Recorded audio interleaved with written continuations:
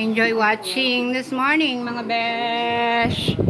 Kasama ng aking apo.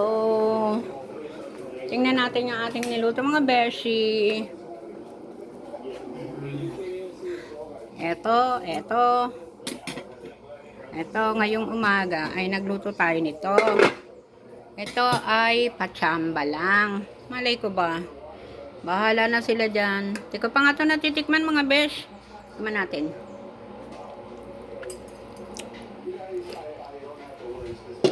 Okay na rin.